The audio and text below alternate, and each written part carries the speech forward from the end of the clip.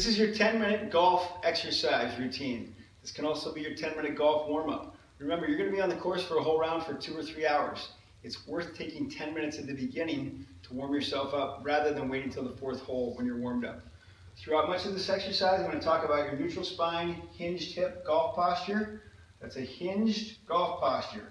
The spine is neutral, it's long and straight like this pole with natural curves here and a small natural curve here. Not a big curve, not a round, but a nice neutral curve. We're going to start on the timer. You'll hear the timer start us, and you'll hear it change each exercise. The first exercise looks like this. Very simple, low exertion, high return exercise called the Master's Exercise. This is an ancient Qigong exercise, and it's very powerful for working on your alignment, your breathing, and just waking your body up. Notice how it's about alignment. My feet are shoulder width, golf stance, maybe slightly wider. They are not turned out.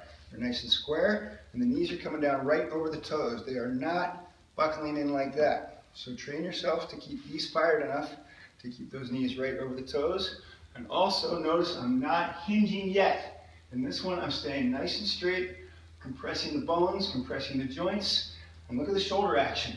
The arm is going all the way behind me just by momentum. Now, I'm ready for a real squat. This is a star squat with the fingers laced behind the head and the elbows pulled back. This is one of the second things we're going to do for our shoulders and our upper back, which are very important in golf.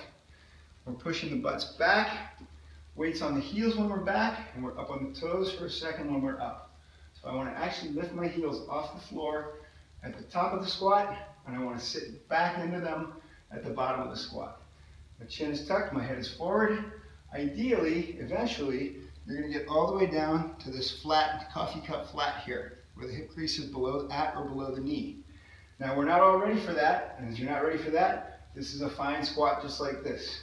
Just feel that upper back engaged, and the glute muscles fired when you're back on the heels and up on the toes. That gets a lot of things warmed up because those are large muscle groups, and now we're working on your wrists. Wrists are very important in golf and in life.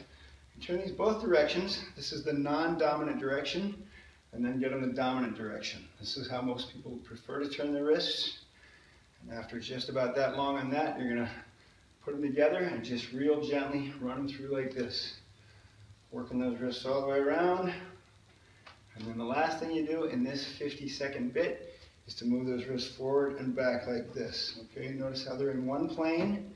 And I just want to go forward and back like that. You can do this for much longer. You can do this through the course of the day. You can do this with your club in your hand.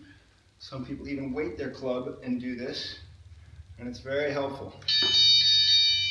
This is one of the more complex exercises. The first one we're going to do the hinged golf posture, and I'm doing a row. This is called a high row. We're not going to hit it very hard. We're doing a row into a stick up. So if you'll notice, that elbow comes up and then it sits still and it goes around. Not perfectly digital. This is how it looks from the front. This is a very powerful exercise. It warms up your shoulder rotators, and it teaches you to trains these muscles in the middle of your back to pinch together and down. Once again, my head is tucked. There's a temptation here to throw your head forward. Really try to train that out. It might take you a while, but the elbows come up, and I end up in these goalposts. This should look like goalposts at the top, and at this point, I'm just pinching those shoulder blades down and together. There's a lot going on there. This is a very worthwhile exercise to learn, and it's going to really support your shoulders through your golf career. Now we're going to do leg swings. You're welcome to do this with your club. Right leg back, right hand forward. Let that swing. Kick right into these. And about the halfway point, we're going to switch sides. So I let that come to a stop. If you want to do this without the club, which I do recommend you get to, I pick a point with my eyes out there, and this hand and this leg are swinging opposite. This leg is forward when that arm's back, and the opposite hand is going with the leg. Marvelous exercise. This shows up in a lot of golf exercise and golf warm-up routines. It's because it works. It's taking care of your hip joints and the large muscle groups around the hips and the smaller muscle groups. Now we're going to get a little more serious on those muscles. For beginners, you're going to start with the club. It's called a lunge. It's actually called a split squat. Looks like this. I'm tall through the top of the head. My feet are shoulder width. I'm coming right down like that. Okay, from the side, notice this is where the nuances are visible. This knee is over the ankle. This leg is straight down or slightly behind my body. Now, if all you can do is a little baby lunge like that, that's fine. You're feeling the stretch in here. As you get stronger, you're going to want to go all the way down. You're even going to do that without any support. Halfway through, you're going to switch that out and get the other side.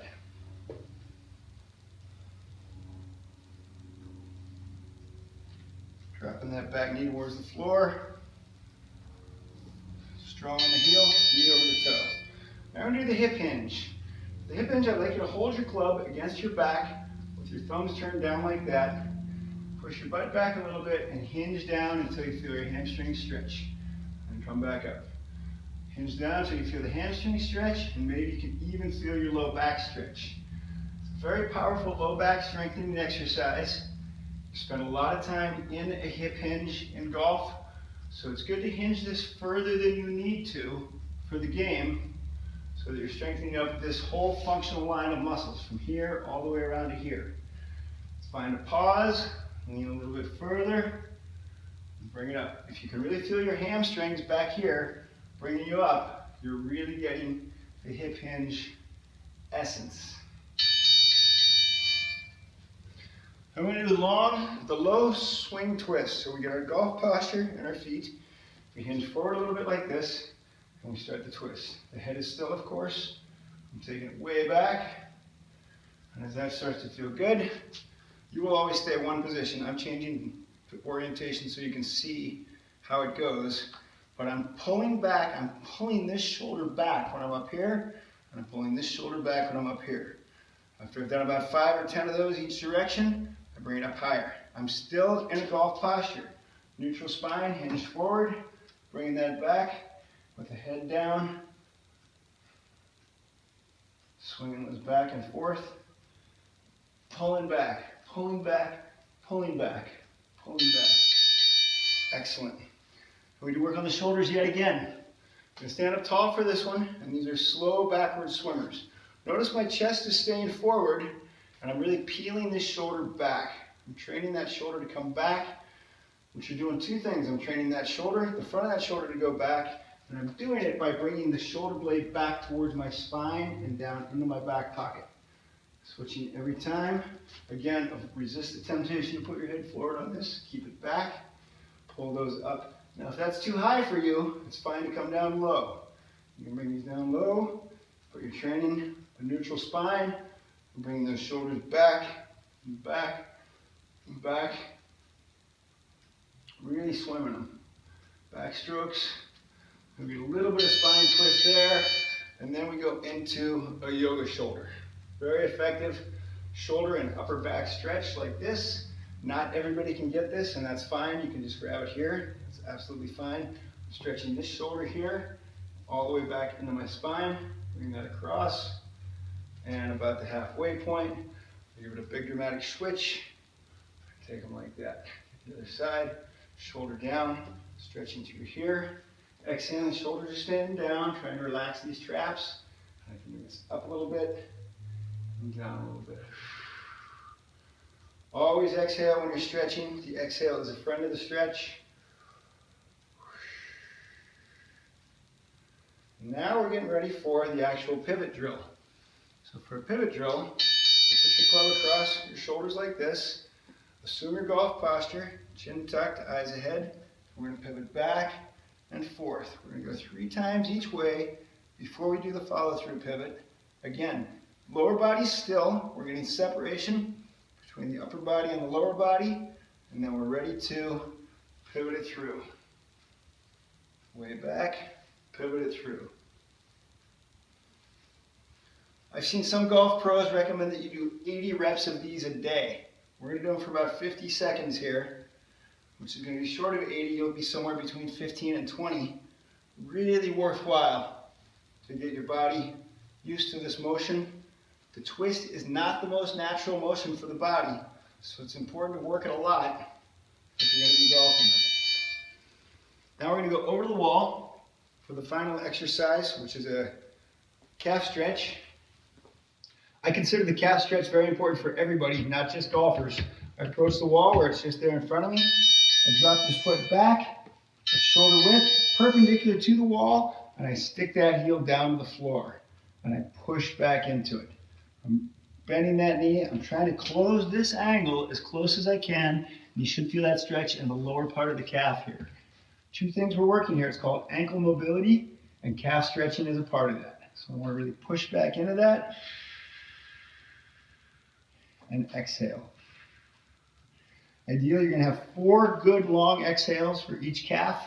That'll put you over the minimum 20-second time required for an effective static stretch. Careful not to have that foot turned out like that. You want that nice and square, heel down, pushing that knee towards the floor, pushing back into it. It should feel moderately uncomfortable in that part of your calf down there. And also, it might feel moderately uncomfortable in this juncture of your ankle right here. This is good for us to maintain this mobility. Most people are lacking mobility in their ankles, and it will help your golf game as you're able to get that more and more flexible. That's 10 good minutes. Your body's warmed up. You're ready for a golf game. In fact, you're more ready for life.